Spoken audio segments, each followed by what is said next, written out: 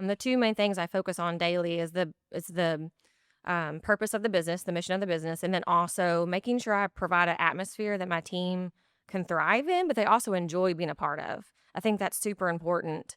Um, because there's so many outside factors these days that can weigh people down. Mhm. So I want them to come in. I want to enjoy who they're around. I want to enjoy, the laughter and the conversation and make sure everyone feels comfortable and has a good time. It doesn't always have to be so grindstone. We get a little bit sometimes too focused on the mission and you lose sight of the fun and the camaraderie that comes with like a really good team. You just heard from Whitney Cruse. She's my guest this week on Leadership Magnified. I'm Todd Faulkner. Thanks for listening. Whitney is born and raised in Paducah, married with 2 kids, and has chickens. She's also vice president of Barge Logistics for Marquette Transportation Company. We talk leadership styles, who influenced her most in her life, and the one book we both think everyone needs to be reading right now. Here's my conversation.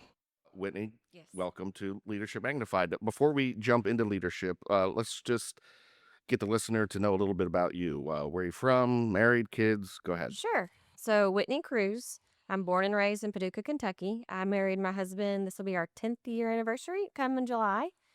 We have 2 wild and precious boys that are 5 and 3 that keep us on our toes. We love going to the lake. We have a big garden. We have chickens. We try to be outside as much as possible. So, trying to bring like the 90s childhood back for them is our goal. I like that. That's a good goal. Okay, so we're a river town. Yes. People know the name Marquette Transportation Company. Two-part question. Broadly speaking, what services does Marquette provide, and what is your role as vice president of Barge Logistics? Sure. So, as basic as it gets, is towboats and barges. For my role, my team is responsible for the barges themselves, the covered hopper barges. So, we are getting products such as grain, salt, fertilizers, anything that's weather sensitive, which so the top has to be covered. We are getting that from point A to point B. So, we're making sure the barges is clean, loaded, and then transported to the next location for destination. Okay, things that we all rely on. Yes, absolutely. Yeah. Um, how would you describe your leadership style? I would say it's a mix between like authentic leadership style and then like a servant leadership style. Mm. The two main things I focus on daily is the purpose of the business, the mission of the business, and then also making sure I provide an atmosphere that my team can thrive in, but they also enjoy being a part of. I think that's super important. Um, because there's so many outside factors these days that can weigh people down. So I want them to come in. I want to enjoy who they're around. I want to enjoy, the laughter and the conversation and make sure everyone feels comfortable and has a good time. It doesn't always have to be so grindstone. We get a little bit sometimes too focused on the mission and you lose sight of the fun and the camaraderie that comes with like a really good team. Mhm. Yeah, I sometimes I like to joke and have fun in the newsroom, and I say I'm all about having fun, but the work's got to get done. Exactly. Exactly. It's The a very work's good point. the work's got to get done. So who's been a mentor to you or a leader who's influenced your life or your career? So my parents in different ways. They have very different leadership styles. My mom is very fierce yet very compassionate, but she is one that is strong-willed and she will stand her ground. She'll gladly listen to someone else's side and she'll consider, she'll listen, actively listen and consider the things that they're saying, but if she still thinks something's right and fair, she's going to fight for that. My dad has been a basketball coach for as long as I can remember.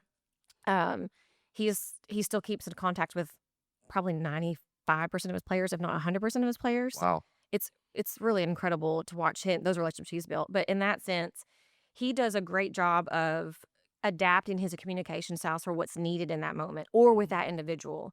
Um, some relationships that he has have been like a father-son bond with some of his players, and then some of them are more just a friend to friend or a coach to, coach to player. So he's able to maneuver those different relationships needed and meet that individual where they are and, kind of be impactful in a way that he sees that they need. So That he's a makes very good reader of like the room and the person. the person, yeah, and your dad's leadership style that has come up in previous podcast interviews, and I recognize that the older I get, I can talk to one person one way, and that will not fly with the other person. It's 100%. it's all about approach. Yes. So what's a mistake you see younger leaders make as they climb the ladder? I want to be the best in the room. I think having goals is a wonderful thing. I think being focused on, the mission is a wonderful thing. I do think, though, sometimes younger leaders and sometimes older leaders too, so that's not gonna all knock on them, but, they get so focused on those things, they forget to be a good teammate. Mm. They forget to build relationships with customers or the people they work with 8 hours of the day, and so they miss the fun and the warmth of what you're doing. They're just, they're so focused, they're not willing to really kinda navigate any of the relationships that you need to build up. That makes sense. I like it. What's a lesson that you've learned over time in how to interact with a coworker or lead a team? Something over time where you think, "Oh, I should have done this 10 years ago that I'm doing now," or something. Gosh, I could go, like, so many things. Right, Yeah, right. You but could have so done a lot of different roads. I could. I think for me, the biggest thing I've learned is to really understand the individuals that are on my team, being very observant of what their normal is. And so when I see that maybe someone's having like a couple off days, but they're like back to back, not necessarily boldly asking them like, "Hey, what's going on?" but shooting them a message saying, "Hey, hope you're having a great day," or if you want to go walk for a little bit, like around our little building, we can do that. Just to let them get some fresh air, and then also maybe if they're anything on their chest, to let them talk about it. Um, because again, I feel like my job as a leader is to get them to their next level. And if there's something bogging them down, whether it's at home, whether it's a decision they made the day before and they're frustrated that they made that decision, or, it could be a million things. I didn't sleep the last few nights because their baby's been up. I mean, there's all sorts of reasons that people have down days, and that's completely okay.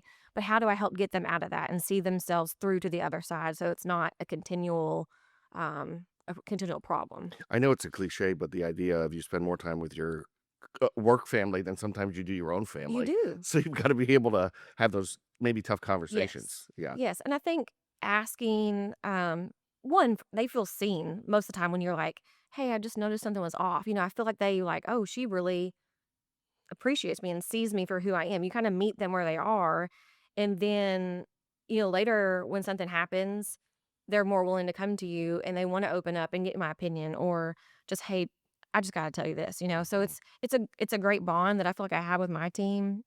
One of the biggest compliments I've ever received was an individual at Marquette has said I was the Marquette mom. Well, He said it was like a gift that you can be so nurturing, but yet have the toughest conversations with individuals. He's like, you do it so like seamlessly and easily. He's like, it is a really cool thing to watch. and that's important to have those people I call them soft landings that a coworker can go to, but also being able to recognize it. Over the years, a couple months ago, there was a producer. I could just tell he was off the whole day. Mhm. And after the newscast, I just pulled him in the makeup room. I said, "Is everything okay? Is everything going all right?" Yeah. And there was something going on, but to be that soft landing Yes. space. So, okay, we keep these podcasts relatively short. Yeah. Politicians that I have on usually go long, but relatively short. So we'll go ahead and end it with one question. Well, it's kind of a three-parter, but how do you relax? What are you reading, watching? What do you do to wind down after a day? I try to read. Right now, I'm reading Jackie, the novel. So it's about Jackie Kennedy and her relationships and just kind of her life, but it's a fictional piece, but based on some real historical data. But Okay, so I'm reading that right now. I just finished Theo of Golden, and I'm reading that right now. oh, it's so good. I'm only the chapters are short, but I'm on chapter 12, and everybody says it's great, and It I is love it. great. I love it. Yeah. It is a great book. Sorry to interrupt No, you, but no, yeah, Theo of no, Golden. that's wonderful. Yeah. It is probably one now in my top 5 books. Yeah. Whitney Cruse, thanks for being here. Yeah, Appreciate it. thank you. That's this week's show.